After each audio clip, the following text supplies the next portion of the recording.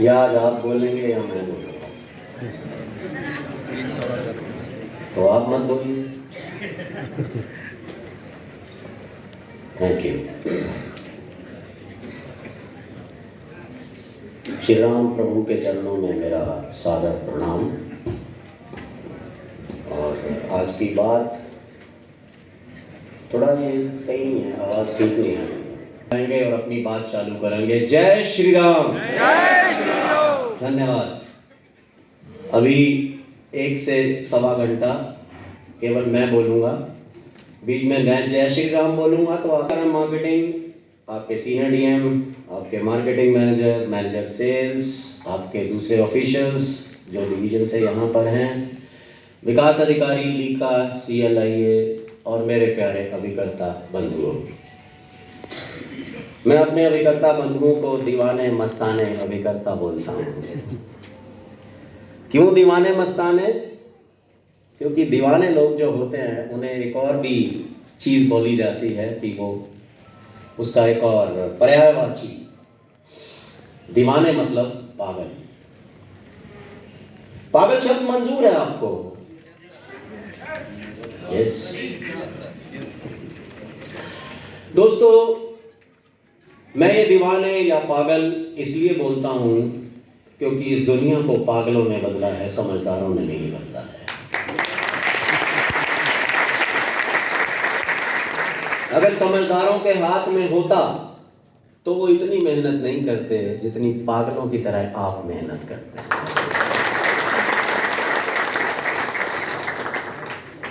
और दोस्तों, विजेता भी पागल बनते हैं क्योंकि वो पागलों की तरह लगे रहते हैं जैसे आप लगे रहते हैं। मेरा अभिकर्ता, जैसा कि नाम से ही क्लियर है कि वो अभी करता है, वो तभी नहीं करता, ना वो कभी करता है। तो वो अभी करता है, इसीलिए उसको अभिकर्ता बोला जाता है। मैं अपने अभिकर्ताओं से कुछ पूछना चाहता हूँ, थोड़ा सुनना फिर जवाब देना। यहाँ पर जितने अभिकर्ता बैठे हैं उनमें से अगर किसी को ये शंका है कि मैं कैसे राम के द्वार पहुंचूंगा तो वो हाथ खड़ा करे। किसी को कोई शंका नहीं? क्योंकि उसके लिए नारा लगाना भी मुश्किल काम है। राम के द्वार तक चल के जाना आसान काम है, ये उससे पूछिए जिसके पैर नहीं है।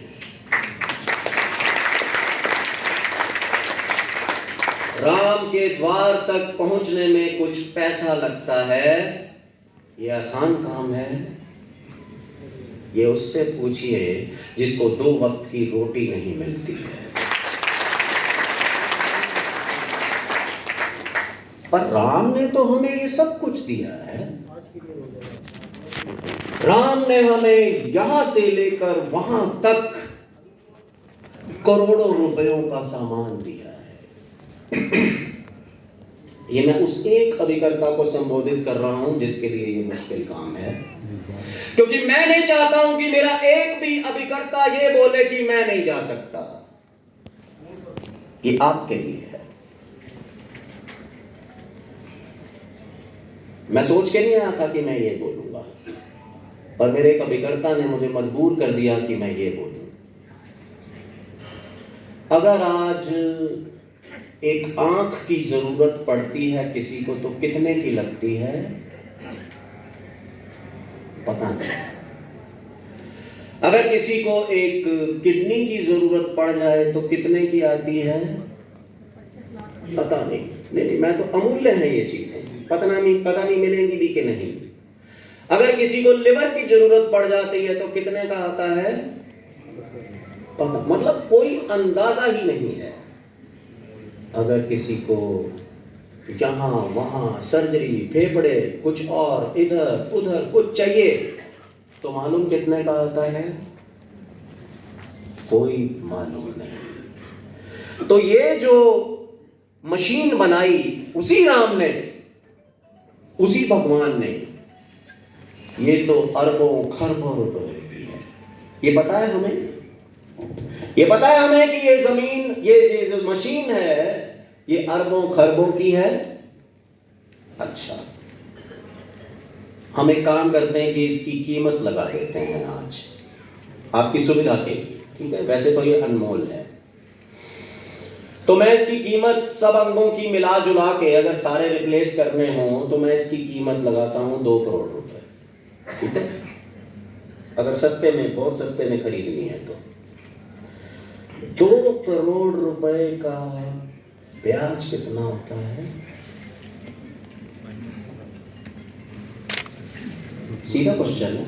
2 करोड़ का ब्याज संजय यादव 18.5 उसने मुझे दी है हर महीने। ध्यान से सुनना, इसीलिए मैं कह रहा था कि बात सीधे दिल तक जानी चाहिए। मैं इस मशीन से कितना निकाल रहा हूं हर महीने? आपने कहा 12 लाख। एक महीने का कितना बना? 1 लाख। ये तब है अगर इस मशीन की कीमत 2 करोड़ है। जैसे 1 करोड़ और बढ़ेगी ये और बढ़ जाएगा, फिर 1 करोड़ और बढ़ेगी, 1 करोड़ और बढ़ेगा। मैं इतना निकाल रहा हूं इस मशीन में से। मेरे लिए 7 पॉलिसी करना भी मुश्किल काम है, जबकि मेरे पास 2 करोड़, 4 करोड़, 5 करोड़ की मशीन है। मेरे भाई और मेरी बहनें जो यहाँ बैठी हैं, वो इस बात को समझें कि भगवान राम ने, या जिस भी भगवान को आप मानते हो, पीर पैगंबर को आप मानते हो, उसने ये जो मशीन दी थी ना, ये इसलिए दी थी कि जाओ और कुछ करके आओ। हमें राम के पास जाने में भी कठिनाई है।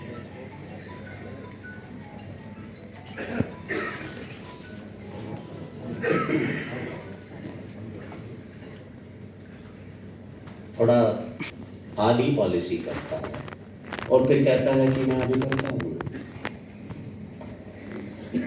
वो भी करता नहीं है।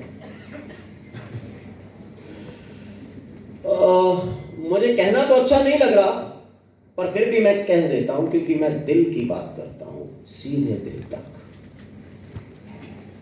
जिससे एक पॉलिसी भी 1 महीने में नहीं होती है, वो गलत जगह पे है।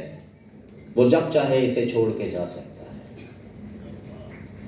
और भी क्योंकि और भी बहुत सारे काम हैं इस दुनिया में जो किए जा सकते हैं, और जरूरी नहीं कि हर एक के लिए अभिकर्ता जैसा ही काम लिखा हो, पर अभिकर्ता जो करता है वो कोई और नहीं कर सकता है।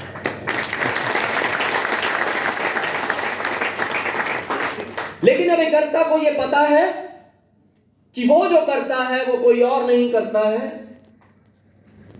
ये बात आज मैं करने वाला हूं। मेरा अभिकर्ता शायद ये सोचता है कि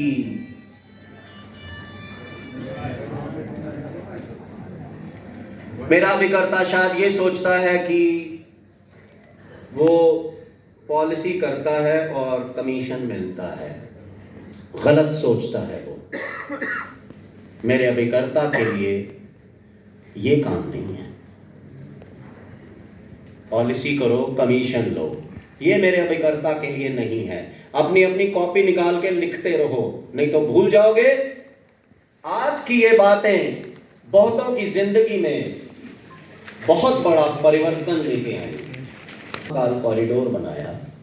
अभी राम राजा की सरकार ओरछा में, वहां ओरछा कॉरिडोर बन रहा है, और ऐसे तमाम हमारे जो धार्मिक स्थल हैं वहां पर भगवान के दर्शनों के लिए कॉरिडोर बनाने की योजना है। वो तो एक सरकारी योजना है दोस्तों, लेकिन आज हम यहाँ जो बैठे हैं, हम अपनी अपनी सफलता का कॉरिडोर बनाने बैठे हैं। और ये कॉरिडोर क्या होता है मालूम? कॉरिडोर क्यों बनता है? जब चीज एक होती है और उसे पाने वाले ज्यादा होते हैं तो भीड़ भड़का, धक्का मुक्की, और कभी कभी लोगों की जान भी चली जाती है। इसलिए जरूरी समझा गया कि एक सिस्टम बनाया जाए, एक कॉरिडोर बनाया जाए, एक गलियारा बनाया जाए और उसे आकर्षक बनाया जाए कि गलियारे में चलते चलते लोग नारे लगाते लगाते भगवान को याद करते करते भगवान के चरणों तक पहुंच जाएं बिना किसी समस्या के।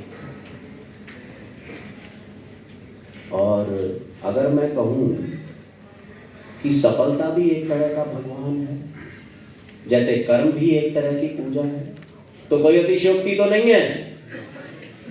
इसीलिए दोस्तों, हर एक को सफलता पसंद तो है, लेकिन उस सफलता के लिए जो पसीना बहाना है, जो योजना बनानी है, जो मेहनत करनी है, वो अलग अलग है। बड़ी जल्दी लोग इस निर्णय पे पहुंच जाते हैं, मैं ये कर पाऊंगा, मैं ये नहीं कर पाऊंगा। हमारे एक साथी ने कहा कि मेरे लिए ये मुश्किल काम है, क्योंकि उनके दिमाग को उन्होंने ऐसा कमांड दिया है कि मेरे लिए ये मुश्किल है। मैं आप लोगों से पूछना चाहता हूं, जिन बल्बों की रोशनी में आज आप बैठे हो, ये बल्ब बनाने के लिए थॉमस एडिसन को आपने बोला था?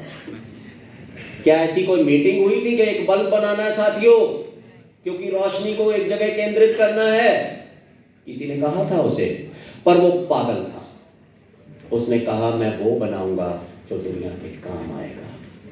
ये तो हमारा भगवान है, ये तो हमारे लिए काम करता है, और हम कहते हैं मैं इसके पास नहीं जा सकता। साथियों, मैं इसीलिए कहता हूं कि समझदारों ने नहीं, इस दुनिया को पागलों ने बदला है।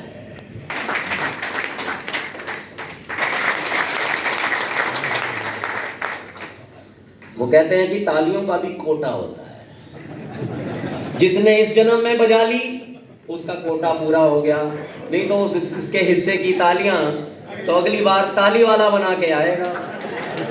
तो एक बार फिर बजाओ।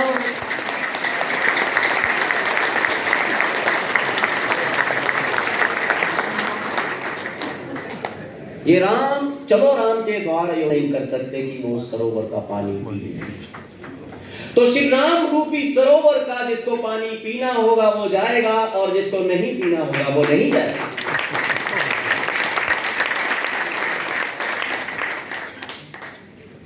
बुलावा श्री राम का है, और मेरा ये अटूट विश्वास है कि जब राम बुलाते हैं ना, तो किसी की औकात नहीं होती कि वो ना जाए। जब वो बुलाते हैं तभी कोई जा सकता है, उससे पहले हमारी कोई औकात नहीं होती कि हम चले जाएं। और बुलावा आ चुका है दोस्तों, बुलावा बार बार इन कानों में पड़ रहा है। वो बार बार यहाँ रील चलती है, राम आएंगे आएंगे राम आएंगे, हम जाएंगे जाएंगे अयोध्या जाएंगे। पर जाने से होगा, बैठे रहने से नहीं होगा। जो बात मैं श्री राम के बारे में और करना चाहता था वो भी सुन लीजिए।